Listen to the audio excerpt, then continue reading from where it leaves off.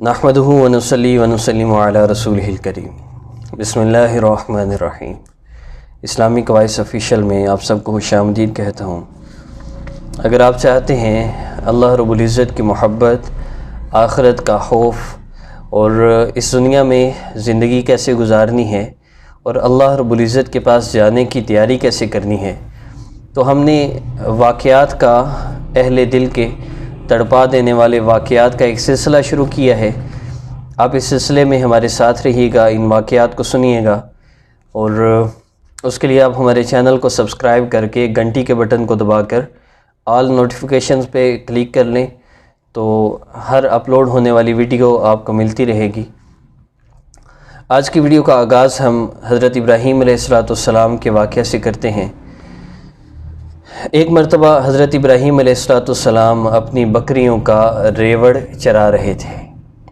ایک آدمی قریب سے گزرا، اس نے آپ کے پاس سے گزرتے ہوئے چند کلمات کہے اللہ رب العزت کی شان میں۔ بلند آواز سے اس نے پڑھا، سبحان ذی الملک والملکوت، سبحان ذی العزت والعظمت والہیبت والقدرت والکبریاء والجبروت۔ جب اس نے اللہ رب العزت کی یہ بڑائی بیان کی، میں اس کا ترجمہ عرض کرتا ہوں۔ پاک ہے وہ ذات جو زمین کی بادشاہی اور آسمان کی بادشاہی والی ہے، وہ عزت، بزرگی، ہیبت اور قدرت والی اور بڑائی اور دبدبے والی ذات ہے۔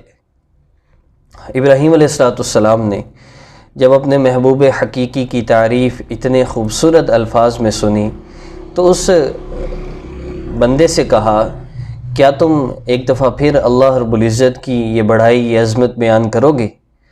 اس نے کہا، مجھے اس کے بدلے کیا دیں گے؟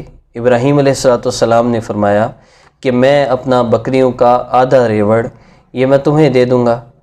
اس نے پھر یہ الفاظ کہہ دیے، آپ کو اتنا مزہ آیا، اب پھر بے قرار ہو گئے۔ دیکھیے، میں نے بھی پڑھے ہیں، آپ نے بھی سنے ہیں، میں پھر اس کا ترجمہ پڑھتا ہوں۔ پاک ہے وہ زمین کی بادشاہی اور آسمان کی بادشاہی والا، پاک ہے وہ عزت، بزرگی، ہیبت اور قدرت والا اور بڑائی اور دبدبے والا ہے۔ اللہ رب العزت کی محبت دل میں ہو تو یہ تعریف سن کے انسان کی عجیب کیفیت بنتی ہیں۔ میرے آپ کے دل میں محبت کی وہ شمع، وہ اس مقدار میں نہیں ہے، محبت کی وہ شدت نہیں ہے کہ ہمیں اندازہ ہو کہ ان کلمات کے اندر اللہ رب العزت کی کتنی محبت چھپی ہوئی ہے اور اللہ رب العزت کی کتنی عظمت اور ہیبت چھپی ہوئی ہے۔ جو ہمارا آئیڈیل ہوتا ہے، کوئی اس کی تعریف کرے، ہم کتنے خوش ہوتے ہیں۔ ایون ہمارے بچے کی کوئی تعریف کر دے، ہم کتنے خوش ہوتے ہیں، اور ہماری کوئی تعریف کرے پھر تو بات ہی الگ ہے۔ اللہ رب العزت سے محبت اس قدر شدید ہے، ابراہیم علیہ السلام کو اللہ کی عظمت بڑائی سن کر بےتاب ہو چکے ہیں۔ میں پھر کہہ دو، تو اس نے پوچھا اب کیا دیں گے؟ میں باقی آدھا ریوڑ لے لوں؟ اس نے پھر ان الفاظ کو کہہ دیا۔ پھر تیسری مرتبہ ابراہیم علیہ السلام نے بے ساختہ کہا، اے بھائی ایک مرتبہ اور یہ الفاظ کہہ دے۔ اب اس نے کہا، اب تو آپ کے پاس دینے کے لیے کچھ نہیں بچا، آپ کیا دیں گے اب؟ تو آپ نے فرمایا، بھائی میں تیری بکریاں چرایا کروں گا، تم ایک بار میرے محبوب کا پھر ذکر کر دو، تمہیں ان بکریوں کو چرانے کے لیے ریوڑ بھی تو چاہیے ہوگا، میں تمہاری بکریاں چرا دیا کروں گا، تم اللہ رب العزت کی اس عظمت اور بڑائی کے بولوں کو دوبارہ بول دو۔ اس نے کہا، حضرت ابراہیم خلیل اللہ علیہ السلام، آپ کو مبارک ہو، میں تو فرشتہ ہوں، مجھے اللہ تعالیٰ نے بھیجا ہے کہ جاؤ اور میرا نام لو۔ اللہ اکبر، مجھے اللہ تعالیٰ نے بھیجا ہے کہ جاؤ اور میرا نام لو اور دیکھو کہ وہ میرے نام کے کیا دام لگاتا ہے۔ اور انہوں نے دام اپنی جان لگا دی اللہ رب العزت کی صرف تعریف سننے کے لیے۔ کیسی اللہ رب العزت سے محبت تھی، سبحان اللہ۔ ایک دم بھی محبت چھپ نہ سکی جب تیرا کسی نے نام لیا، جان دی ہوئی اسی کی تھی۔ حق تو یہ ہے کہ حق ادا نہ ہوا۔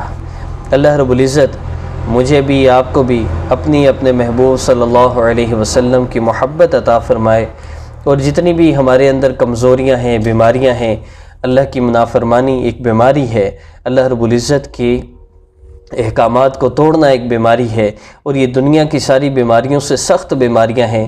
جسم کی بیماری، blood pressure, sugar, cancer, heart problem, یہ ساری بیماریاں اور ان کی تکلیفیں موت پر ختم ہو جائیں گی، لیکن جو اللہ رب العزت کی نافرمانی کی بیماری ہے، اس کی اصل تکلیف موت پہ شروع ہوگی۔ تو اس کی کتنی زیادہ اذیت ہوگی، جتنی بڑی بیماری ہے اتنے ہم لاپرواہ ہیں۔ آپ کسی کو کہہ دیں تمہیں یرکان ہو ہے، تمہیں ہیپاٹائٹس سی ہے، کالا یرکان ہو گیا تمہیں، اس کو اگر نہیں بھی ہوگا لیکن صرف رپورٹ سن کر اس کا رنگ پیلا پڑ جائے گا۔ دنیا کی بیماری کا پتہ چلتا ہے، کتنے ڈاکٹروں سے علاج کرواتے ہیں، لیکن آخرت کی بیماریوں کا پتہ ہے، میرے اندر بغض ہے، میرے اندر کینہ ہے، میں غیبت کرتا ہوں، میں فضول بولتا ہوں، میں اپنے بھائی کو معاف کر ہی نہیں پاتا، میرے دل میں برائیاں نہیں جاتی، میں لوگوں کے گھر برباد کر رہا ہوں، میں اللہ کی نافرمانی کر رہا ہوں، نماز پڑھنے کو میرا دل نہیں کر رہا۔ ان بیماریوں کے ساتھ جب میں قبر میں جاؤں گا تو کیا استقبال ہوگا؟ جہنم کے فرشتے لینے آئیں گے۔ مجھے آپ کو فکر کرنی چاہیے، جہنم دوزخ کا سب سے پہلا درجہ ہے، اور اس میں سارے کے سارے مسلمان ہوں گے۔ اللہ رب العزت سے اعمال کو کرتے ہوئے اللہ کی رحمت سے امید ہو، اور گناہوں سے اللہ رب العزت کا ڈر ہو، یہ دونوں چیزیں شامل ہونی چاہیے۔ ہمیں نہ تو اللہ کی رحمت سے امید ہے، یہ زبانی جو دعوے نا اللہ بڑا غفور رحیم ہے، یہ جھوٹا ہے، کیونکہ شیخ سعدی رحمہ اللہ یا کسی اللہ والے ہیں، مجھے ان کا نام یاد نہیں رہا، انہوں نے فرمایا کہ اگر کوئی بندہ گناہ کر رہا ہے اور اللہ سے اللہ کے غفور الرحیم ہونے کا دعویٰ کر رہا ہے، یہ جھوٹا ہے۔ اسے اللہ رب العزت کے غفور الرحیم ہونے کا یقین آتا، اسے یقین ہوتا تو یہ اللہ کی نافرمانی نہ کرتا، شرم آنی چاہیے تھی اسے، لیکن احساس کوئی نہیں اللہ کتنی محبت کرتے ہیں۔ اور نبی علیہ السلام کی حدیث مبارکہ بھی ہے کہ تم میں سے عقل مند انسان وہ ہے جو اپنی موت سے پہلے مرنے کی تیاری کر لے، مفہوم عرض کرو، اور بے وقوف ہے، نادان ہے وہ شخص جو مرنے سے پہلے مرنے کی تیاری بھی نہ کرے اور کہے اللہ بڑا غفور الرحیم ہے۔ اب یہ حدیث مبارکہ میں واضح الفاظ ہیں اور پھر بھی ہم یہ سب کر رہے ہیں۔ آپ تصور کیجئے، آپ کو فجر ٹائم مجھے اللہ رب العزت نے بلایا، ہمیں اللہ رب العزت نے ظہر کے وقت بلایا، عصر کے وقت بلایا، مغرب کے وقت بلایا۔